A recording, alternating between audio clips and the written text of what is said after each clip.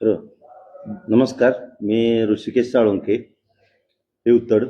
काल परवा 2-3 दिवस झालं कृषी उत्पन्न बाजार समिती विषयी मी बातम्या प्रसार माध्यमात तुमच्या माध्यमातून ऐकत आहे. ह्या कृषी उत्पन्न बाजारी समितीमध्ये डाळिंब नीट करण्यास काम केले. डाळिंब इथं काम केले, हमाल काम मध्ये काम केले डाळिंब. परत ना कृषी उत्पन्न बाजार समितीमध्ये शेतकऱ्याचा मुलगा पहिल्यांदा निवडून आला, एक सामान्य घरातला मुलगा.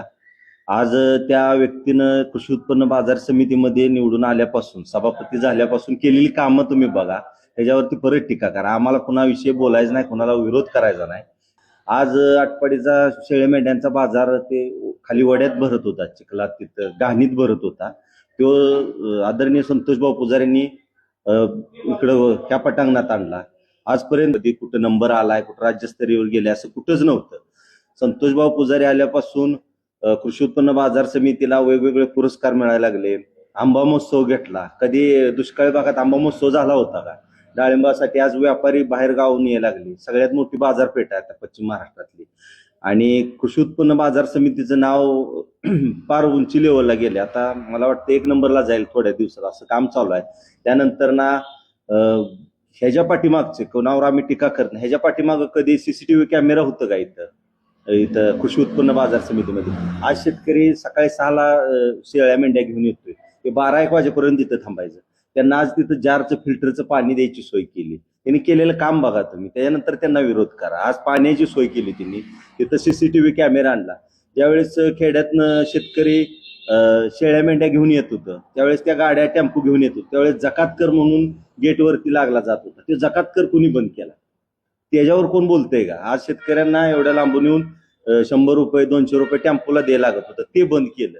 आज एवढ्या चांगल्या सुविधा दिल्या. आज शेतकऱ्यांना आंबा विकायला मार्केट नव्हतं. ज्यावेळेस आंबा महोत्सव असतो 8-10 दिवस स्थानिकचे शेतकरी आंबा घेऊन येतात, आज विकते. हे कुणामुळे झालं ह्या विषयावरती कोण बोलत नाही. दादासाहेब हुबाले जे बीजेपी तालुका अध्यक्ष आहेत, ती पण व्यक्ती चांगले आहेत. त्यांना ते राजकीय एखादा शब्द संतोषबाबूच्या तोंडून गेला असेल, मान्य करतो आम्ही, पण तसा ती व्यक्ती नाही. ते आजपर्यंत त्यांनी कधीच बाईट दिली नाही. ती त्यांची पहिलीच बाईट होती, त्यांना त्यातला अनुभव नव्हता. त्यामुळे बोलून गेले असतील. राजकारणात जय पराजय होते. हुबाले साहेबांनी बिन खचून जाऊन परत प्रयत्न करावा, त्यांना भविष्यात यश मिळेल असं काही नाही.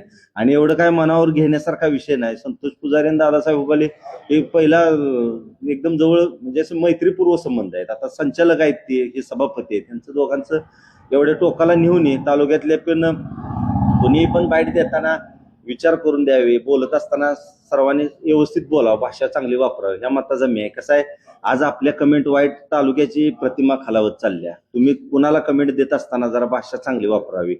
कोण तर माणूस पडला आणि कोण आला तर त्याचा हार जीत होतच असते. राजकारण कुस्ती लागल्यावर कोणतर पडणारच आहे, कोणतरी येणारच आहे निवडून, असा विषय आहे. त्यामुळं हुबाले साहेबांनी पण एवढं मनावरती घेऊ नये. जे काय घोटाळ्याचा विषय आहे, काय चालू आहे त्याविषयी ऑडिट आहे, ते स्वतः संचालक आहेत तिथं, ते असतातच, त्यांना ते समजून जाईल. ऑडिट झाल्यानंतर दूध का दूध पाणी का पाणी होऊन जाईल.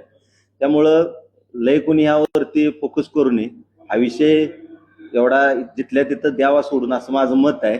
आणि मैत्रीपूर्व संबंध खराब होऊ नयेत दोघांची पण, असं माझी मनापासून इच्छा आहे. त्यामुळे मी बोललो.